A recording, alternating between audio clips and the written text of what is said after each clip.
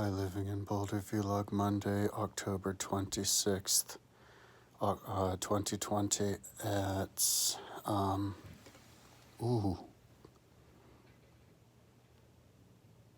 like noon or something?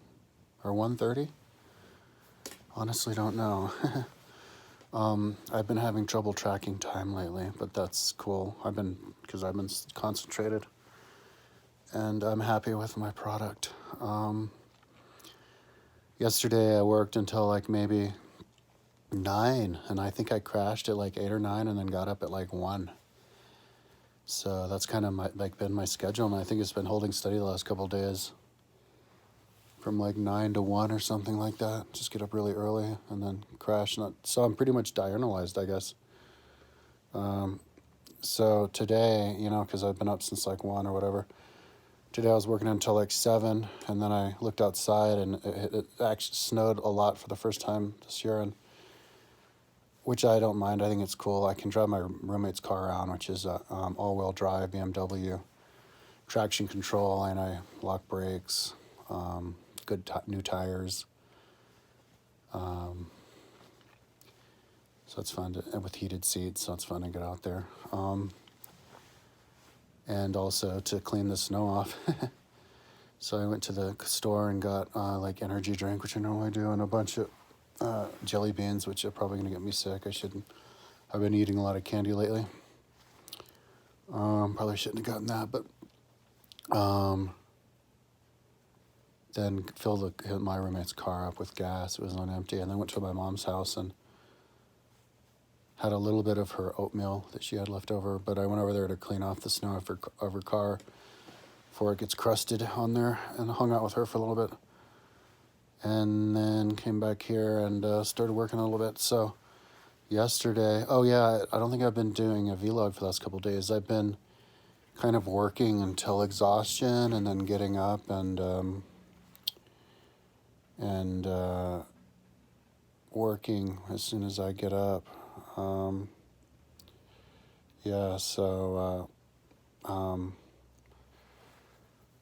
It's anyway, I'm kind of high right now. So on the website, I got stuck forever on my the rings.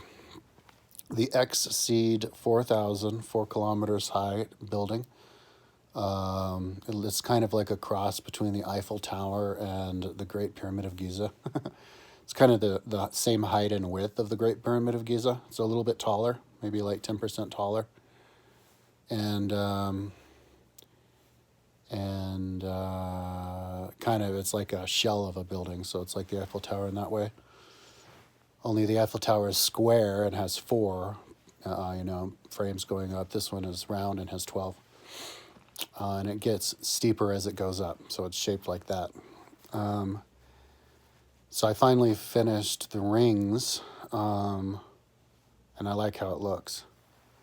I built it on Google Earth polygon tool. And it's the first time I built something shaped like this, where you make the rings and then the rings get smaller as you come out, but it maintains its thickness. And I built it a really stupid way, because I guess I was too high, I didn't think it through. But I kind of built it around first, but then copied it when I could have just done the ring and then the outer ring and then done the inner ring at the same time. But I tried to measure each one individually, and it would have been easier to just do it all like by sight from the middle and then out. But I think the ones on the bottom look better than ones on the top. But yeah, it's designed to look, you can see all the layers, with the rainbow color from the bottom and the top. And it looks really cool from when you have the outline on it. But I didn't have the outline on it before, because I didn't think I wanted to. And I think I had realized that on other buildings that I did, but not on this one. And so now I'm putting the outline in, and it's like 333 or something of them, so it's a lot. It's take a while, and so I have to switch it to outline, and then I also have to add the color to the outline, because I didn't do that. When you work with the polygon tool and you choose something to have an outline on it, you have to set the color for the outline and then the color for the inside of it, kind of separately. So that's what I'm doing now. But before Yeah, because I did that for the ones, the frame, which I've only built until the first ring so far. So all at once, and then I actually built the frame up to the first level, and then I'm building like the rings, the frame around, like next to the ring, and then at the beginning of the ring now. So I kind of got started on that, got a little bit into it. Yeah, I don't think it'll take too long. Then I decide how wide it is, and then get those stacked up. So that'll be interesting. I haven't built anything like that before. Seems like it'll look good. Might be a little bit complicated because it has to get thinner as it goes higher. Because that's how I had my rings. I had them decrease in 15 meters as they get higher from 180 to 20. The final increment was 35 to 20. So I just, right before I made this video, I looked at, because when I wanted to, the whole reason I made this building was because I was here working on Atlantis. I'm talking with my eyes closed because I'm high and I'll lose my train of thought if I can't open my eyes. Too much stimulation. I was working on Atlantis, and I got carried away with Atlantis because I wanted to connect all of my Google Earth projects with my bike racer level stuff, all the different distances, the time trials, and then even drawing the people. And I said to myself, because I was doing all these different distances, and I even did mountain biking, and I was going to do the cyclocross course, like everything. And so I thought, oh, that's too bad that I can't do the climbing because I have the climbing there too. And I said, well, if I build a building, and then that's when I found out about the X-Seed. And I was like, oh, wow, so you can build a big 3D building. And so I was kind of open to the challenge of building it. I like the idea of building something really big on the polygon tool. And this is like, it's a beautiful thing, I think, to look at. I think I think it'd be cool to build. Like, I think when people look at mine on Google Earth, it'll make a lot of people want to build it in real life. It's going to be like a fun park. Because you can do a lot of things on it. So now I'm going to add my climbers. So for my Bike Racer level page, I have the climbing with 2 levels, because the way that I work with it is you can combine courses. You just take it by average speed. So I did the Alpe d'Huez to include the Tour de France riders, and that's a famous course, with Boulder, because I like to make Boulder can have a representation of everything in the world. And I'm also doing that with Atlantis. There's like a time and space calibrator for things.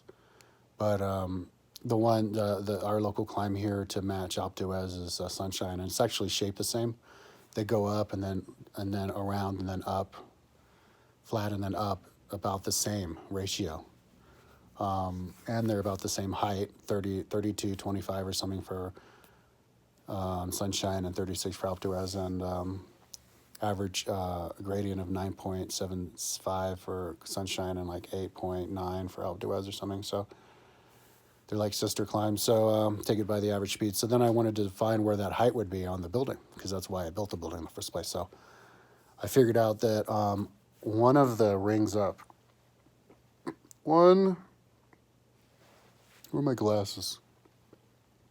1, 2, 3. Oh, the screen just went black right as I was looking at it. I think the third ring up, if I'm not mistaken, you put the Eiffel Tower on it. The ring is 150 meters wide and the Eiffel Tower is 90 meters wide, so it fits right there on top of the third ring. I wanted to build a big building on the top of the third ring, show how big it is. I'm always thinking in terms of integrating space, little concepts. So the first platform of the Eiffel Tower on top of the third ring is 94.8% as high as Sunshine, the lower of those 2 climbs. So I like to shoot within 95% when I compare things. So bing, bing, bing, happy. I usually get stuff within 95%. I think that's Alpe d'Huez to Sunshine's like 95%. So yeah, so I'm just going to take the thing up to the platform of the first platform of the Eiffel Tower on the third ring of the Exceed 4000. And as the road just continues up on its windy course, I think that's going to be the only part in the road that's actually flat. Actually, no. I'm going to have it so that it averages 12%, but that includes flat sections because it's going to go across the rings. When it hits the rings, there's going to be like a little mini like town center on the ring, and it goes through there and then it goes up again. So, you know, I'm going to make it so it's 33.333 kilometers to the top, and for an average of 12%, because 12 is a magical number with that building. There's 12 rings, 12 posts radiating, and the bottom is 12 times wider than the top, and so now 12 gradient road, and so the gradient between where it's flat is going to have to be steeper than that to make up for it. But on the Google machine, I was looking at people's Everesting, because that's the other race I'm going to put on here. Everest is to the top of it twice and then up to the platform magically, pretty much similar to that within a little bit. So, I can make a different. I can make like two platforms on my particular. Or no, I mean, yeah, I just put it there. Make them go to the same place. So that works out great. It's within 95% similarity. The top of Sunshine is 95% similarity of going to the top of Exceed twice and then going to Sunshine for this Everesting. Yeah. Everesting's like 100 feet lower or something. Yeah, but I mean, I was looking at Google and people were doing like really steep, like the steeper, the faster you do anyway. So people were doing like the girl who did the one here in Boulder, Sunshine, I think they said that it was up to like the wall on Sunshine, I mean, not Sunshine, Flagstaff is 20%. And then other guys are doing stuff like that. So yeah, I mean, I'll probably take it up to like 15%. I should look at what Magnolia is at its steepest, because I think that's going to be the best road to do Everesting in Boulder. So yeah, I think it'll work out. It'll be realistic. That's what I was shooting for. Because it's not going to be going flat for very much. It's just the parts. So that'll be interesting to do those flat neighborhoods on the rings, just for visual's sake. I'm like, that's what keeps me going and building this, is to see what it looks like, and it's gonna be trippy because, like, I'm gonna be that level is gonna have the Eiffel Tower, but there's 2 levels below that I can put even wider buildings. I think I'm gonna put the I was thinking about putting the Burj Khalifa and Empire State Building on the side of the building, but now I'm just gonna put it next to the building, as well as and right next to the Empire State Building, because those are the 2 buildings that are used in my Atlantis on either side of the city, but you don't see them next to each other, and they're on opposite ends on Atlantis. That'd be cool to have them next to each other, next to the building. Also, when you see drawings of the Exceed 4000, you always see or a lot of times you see the Burj Khalifa next to it to show the size of it. And so I want to do the same thing with mine. And but yeah, also the Empire State Building, because it's a famous building, right there on the bottom next to it. Yeah, and I also want to actually build a lot of things next to it on the bottom around it. I mean, I'm going to fill the bottom of it next in the middle of it, but just to make the bottom look good, because the floor looks really like opaque and like you can't really tell where the bottom is because it's on the sea. So if I put a bunch of buildings there, it'll help show where the bottom is, make it look more natural, like a ground. But because I don't want to just put a simple, like a solid ground on it, because that doesn't make it look good. I like to have the sea come through a little bit. Or maybe I'll put a solid ground. But yeah, it's just I want to have a solid ground on there.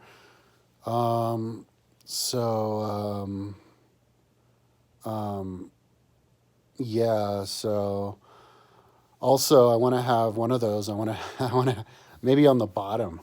Yeah, I think on the bottom level where the road goes by, on either end, I want to have all the skyscrapers from Billionaire Alley on New York, right next to Central Park, because those are the tallest and skinniest buildings in the world. It'd be really trippy to look at. There's this apartment condo building there that exists now that's finished, that's taller than the World Trade Center. And they're building one now that's going to be even taller than that. It's going to be like 650 meters or something like that. It's under construction. And so those will fit nice and cozily on top of this, on the side of this building, and be really tall. So, and then I can build even ones up on the really top.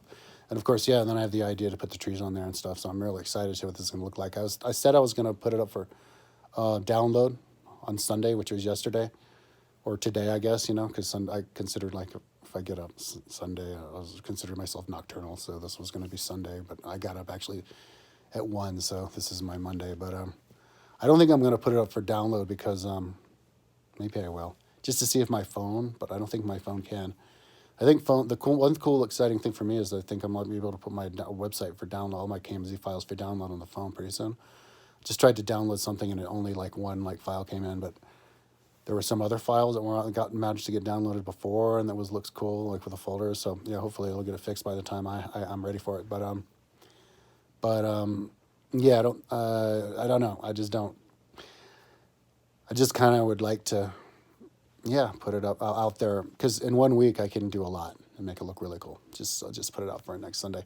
So this Sunday was just officially like my first week anniversary of it, I think, because I started on Friday, but I like to call myself beginning on Monday. So it's been like 10 days, but so I call it 1 week. So next Sunday, it's gonna be 2 weeks on this building, but it's worth it. So right now, doing super simple stuff, just adding the borders and the colors for the borders, and then of all the levels, the rings that I did already, and then and then I go and finish. I don't think I finished putting I didn't finish putting the colors for the ones on the top, but I actually abandoned that to do the build the side up. I'm gonna finish building the side up, and get that done with. I have to finish the very top on the sides, the frame, because I didn't adjust that, so I do that little bit of that. But if I don't know, I might be able to get it actually built up, the whole thing, on 3D today, or not today, but tomorrow, because that's actually a lot less time consuming than the thing I've been doing. I did it in a really slow way, but whatever. At least I got it done, and it looks good. It looks really good. Like, it looks flat as it goes upside like this. Like, I'd be really pleased with the beginning of me when I first started working on Google Earth. Would be really pleased with this project that I did now. Like, because I don't know if I would even have thought about it in the beginning. Because you can't really make things that are 3D that work in diagonal with Google Earth Polygon tool unless it's really big like this.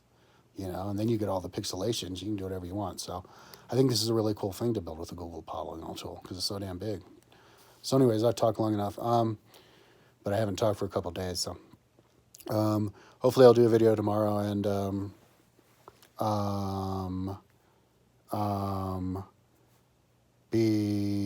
hopefully maybe tomorrow I'll be getting going on the road.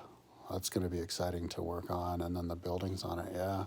Then of course I have to build the buildings on the inside, but it's not going to be as time consuming because I'm building really big buildings. So it's just fill up the space really quick. I'm going to build these big 1,000-meter high buildings in the around the ring in the middle, which is convenient because that's about how high sunshine is. So then I'm gonna have a road spiral up next to them in the middle, so that you can connect the road on the outside to the road on the inside along this corridor that brings the water, because it's going to collect water, and then move it in and for the circular waterfall that goes down around the Great Pyramid of Giza. And I'm going to actually research how much waterfall falls in the Caribbean, because that's where I built this. And when it's raining, so I can calculate exactly how large the river is, and how that goes to the to know how wide to make it and deep to make it, to how much water it is to go feed the circular waterfall, and maybe even how big the waterfall should look. So anyways, that's enough talking. Keep it under 20 minutes. All right, talk to you tomorrow.